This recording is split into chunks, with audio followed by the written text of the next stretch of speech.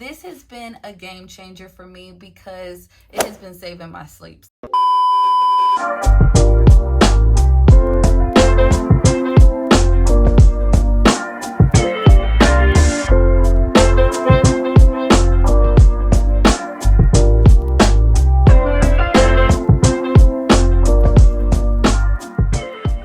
What's up, you guys? Welcome to my channel. My name is Danny Marie. If you guys are new here, welcome. I have a 15-month-old son named Carter, and he is doing all the toddler things right now. So I have kind of came up with a few things that have helped me move through this toddlerhood phase a little bit more smoothly and easily. So I wanted to share them with you guys. So today's video is going to be a Mom Hacks Toddler Edition. Now, I am by no means an expert. This is the first time I'm doing this. So if you guys know of some hacks that have been helping you, please leave them down in the comments. I want to create a community where we help each other and we share things with each other, because this motherhood thing is not for the weak.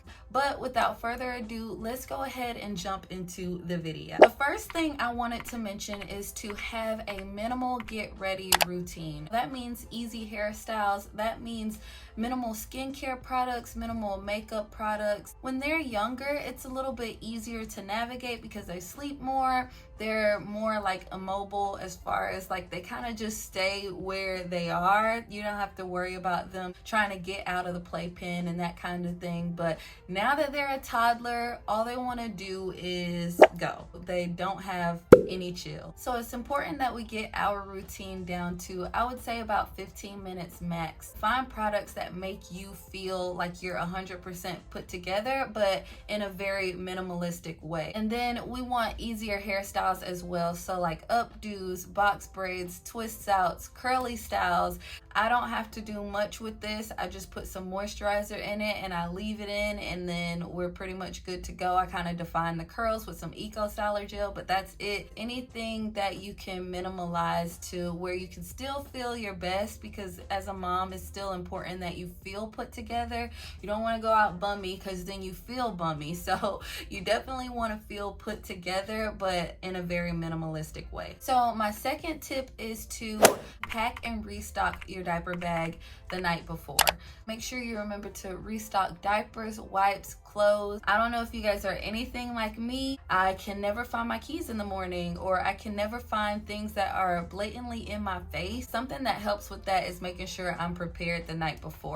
And that leads me into my next tip, which is to make sure you lay out your clothes the night before, and make sure you lay out your toddler's clothes the night before, especially if they're in daycare. So I have to be out of the house by at least 8:30, so it works a lot more smoothly when I make sure I have everything laid out. And I mean everything: undergarments, socks, all that good stuff. I'm telling you, you can't find anything in the morning. At least I can't. I'm not a morning person. My brain doesn't wake up until I've had some coffee and things like that. It's better to already have those things prepared. It leaves less room for you to forget something. My next tip is to meal prep for the upcoming weeks. So what I like to do is make sure I make things that are easy to be mixed and matched. So I'll make like a protein, like some chicken, and then make 2 starches like rice and pasta, and that way I can kind of switch them out, and he's not having the same things throughout the whole week. And I can add fruits and vegetables along the way throughout the week, but that way I have the harder things, or the things that take more time, already cooked,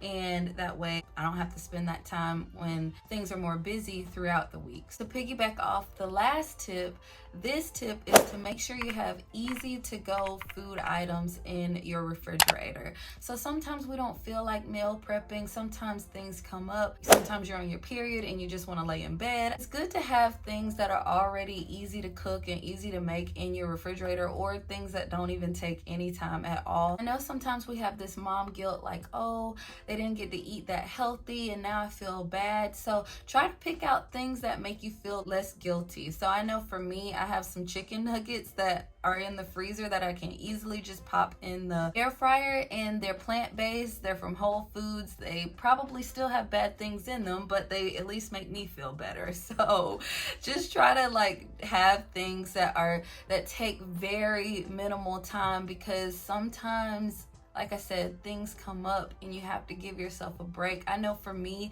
when Carter first started eating solids, I used to do the baby-led weaning and pureeing all his foods, and I didn't have any backup baby foods. That just put a lot more pressure on me to make sure I meal prep. Now, I got through it and I did it, but I feel like that was a lot of pressure for really no reason. I mean, it wouldn't have killed him to have some baby food. Like it really wouldn't have. So sometimes I feel like we put a lot more pressure on ourselves than we have to. Just make sure like you prepare for days where you just don't feel like it.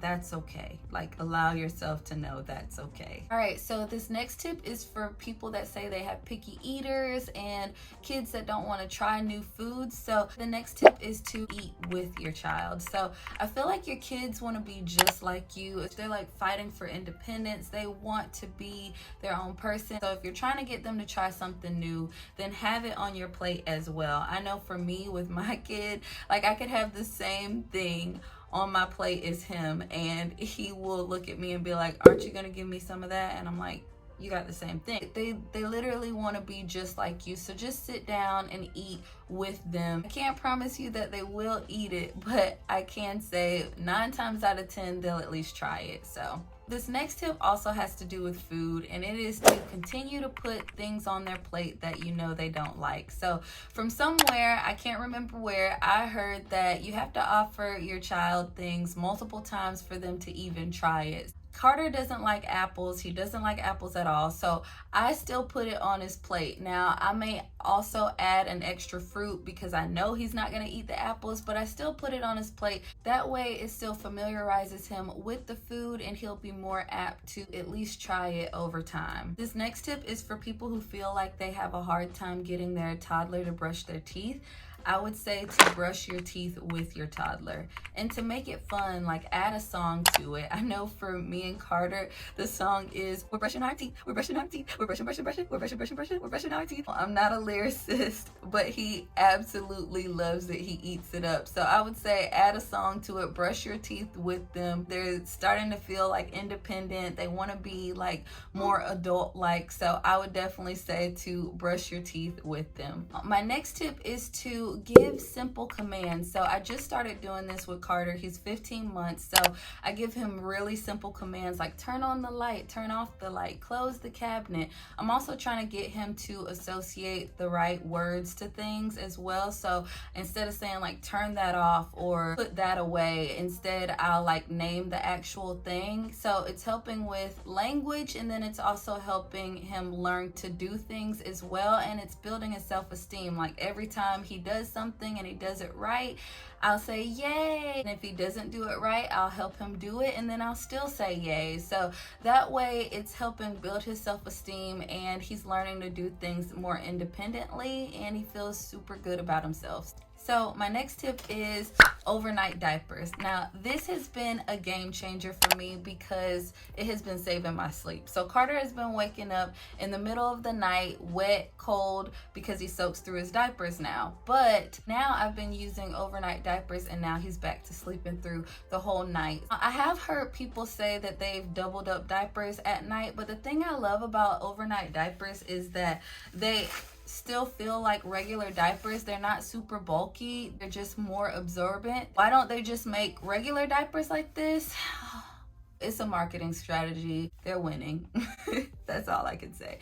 But I would definitely prefer to buy overnight diapers than to double up the diapers, but that's just me. Now, my last tip is to get up earlier than your toddler. Now, this is hardest for me because now Carter wakes up at 6:30 in the morning, and I'm not a morning person. So waking up at 6, I don't like doing, but it does help me feel so much more grounded and so much more myself. So even waking up 10 to 15 minutes earlier and getting a cup of coffee or journaling, you know, whatever it takes to make you feel more like you, whatever it takes to make you feel more grounded, I would say to do it. Even if it's spending more time on your makeup routine or just anything like that, I would definitely say waking up earlier makes you feel so much better and makes you feel like you're getting ahead of the day. That way you're not like trying to get ready at the the same time as him. Anytime I don't get ready before him, I'm out of the house like I feel like 2 hours later than I wanted to be out of the house. All right, guys, so that is it for my tips and tricks and mom hacks. You are doing great. You are literally saving a little human being from killing themselves on a day-to-day basis. You are a superhero. I just wanted to tell you that. Okay, you're doing great. Make sure you tell yourself you're doing great, and until next time, bye.